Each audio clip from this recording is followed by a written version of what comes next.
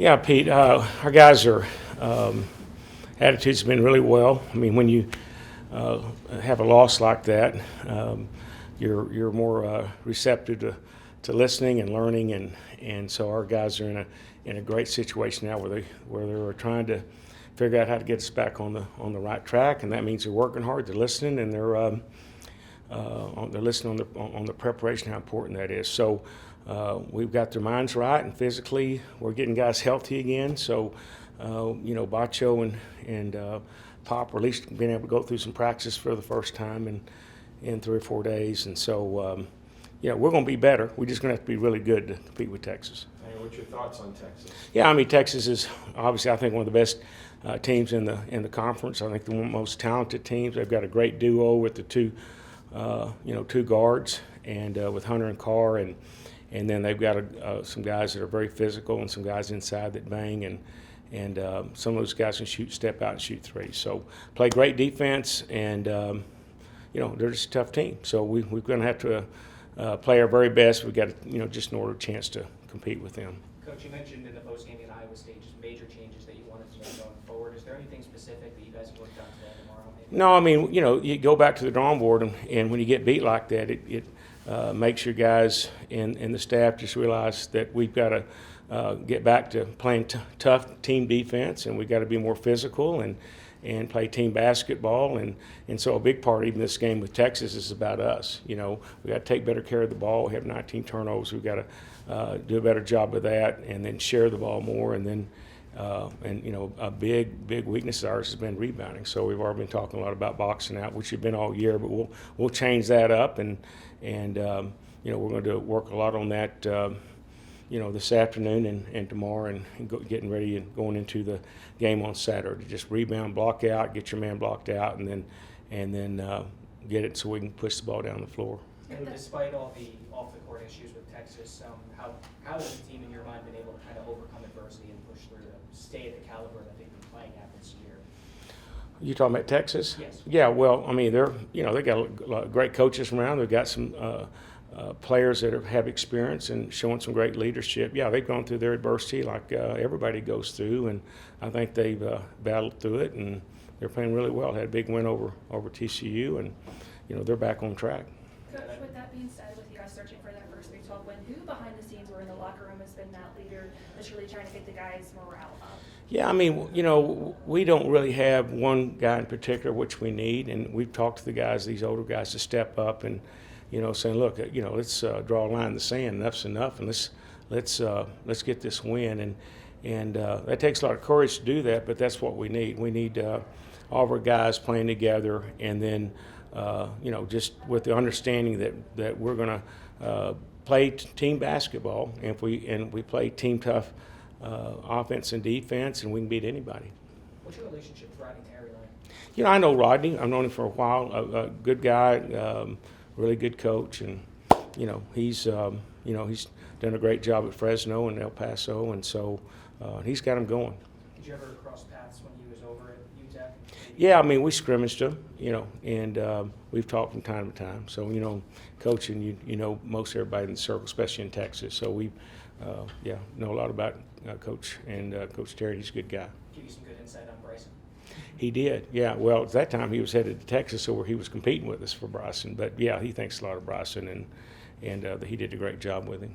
Coach, the way that Davion Marmon's been playing too, being able to drive and really attack the past 2 games, I guess, how have you seen his game grow up in a way to be that leader, that floor general for you guys? Yeah, I mean, Davion had a great game the last game, but we're going back to consistency because we had KO had a great game against Kansas, and Jalen played really well against Kansas, and then, and Pop was good at certain games, and then, KO didn't play well against TCU, and then Davion didn't play well at Kansas. So our best guys have to, have a level of consistency. We're all on the same page and they're playing together. If we can do that, we're going to have a really good team. It's just we can't have guys just up and down where one's playing great but then one's not. So we'd rather all just playing pretty well, and if they'll do that, then I think we'll get back on the winning track. What do you think is missing in that consistency specifically? Oh, I mean, I think there's a lot of things, but I think it really starts with just the mentality, and that's where consistency really begins. Is you got to be mentally disciplined, and then the other thing is that sometimes guys are going to have tough games and difficult games, and the ball's not going to fall for them. But a guy like Davion is so good, or can be good on defense, and he was great early in the year, and I think he's getting back on track to play on both ends of the floor. But early he was our best defensive player, and that's what we've got to have out of him. You faced adversity in your coaching career before. How do you focus the team on getting the steps to make it to that first one? Yeah, and we all deal with adversity, and we talk to our guys that basketball is a lot like life, and you're going to have ups and downs, and you're going to have adversity. And we're going to have them with a bad call. We're going to have them with maybe the ball bounces the wrong way, and the most important message we send to our players is don't be a victim. It's don't feel sorry for yourself. Don't point fingers. Don't blame somebody, and just don't do anything. You got to keep going. You got to get up and brush off the dust and the dirt and look the opponent in the eye and yourself in the mirror and say, I'm going to do better. And that's always a challenge, because adversity a lot of times means you have to change attitude. A lot of times change your mentality. And as we know in life, it's difficult to change sometimes. So that's something that we're challenging these guys as a coaching staff, and to be the catalyst on this team as a player and help us change. Do you feel like this team has dealt with injuries, illnesses, with all this adversity that they still have yet to hit Yeah, where I they need to be or where they can be? Yeah, I'd sound like a victim when I say this, but someone said, the only luck you guys have had is bad luck. And so we haven't had things that have really gone our way. But at the same time, a lot of other teams have gone through it and fought through it. And it's just this, hopefully we can get through this cloud over us, and it's sun shines just right around the corner, and it is. We've got Dawson's going to be playing with us shortly. We've got our guys getting healthy again and getting on the practice floor. So, I think hopefully we've seen it at our worst, and you're going to see a team that's going to be much, much better, play better team basketball, share the ball, be more physical, and play better defense and rebound. That's a mouthful, but that's what we're expecting. Coach, you were talking a little bit about adversity. You as a coach, how are you seeing uncharted waters in this 0-4 start? Well, first of all, you have to look at the Big 12. It's, without a doubt, the toughest conference in the country. So every team is going through it, and every team's, got to deal with it. And we're just, on the, right now, with 0-4, it's hitting us early. But every team's going to go through it in these next 2 months. It's inevitable. And we just learn from it and know that every game is a war. It's going to be a dogfight, and we'll have one in Austin, but each game's going to be that way. What's JT's attitude been like approaching this game? Good. It's been good. Yeah, he's been really good, and our entire team has.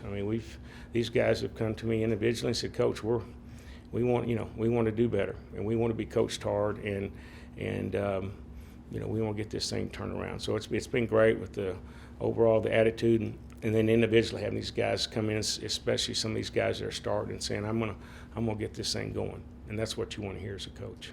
Coach, is there a certain message you're giving your guys going to Texas? Just the big message is they step on the floor. Let's match our opponent's intensity. Let's play as hard or harder than them, and make our fans proud. We've had an embarrassing moment at Iowa State, and we've been inconsistent the last conference games as far as overall effort. So it starts with effort, and then just play together, play as a team. You mentioned that you wanted KO to be more consistent too. Do you think there's a specific point in his game that you think that's where the level of consistency is kind of lacking in? No doubt. He's had some great games, and then he's had some bad games. But KO, if he'll go out and rebound and then get back to playing defense,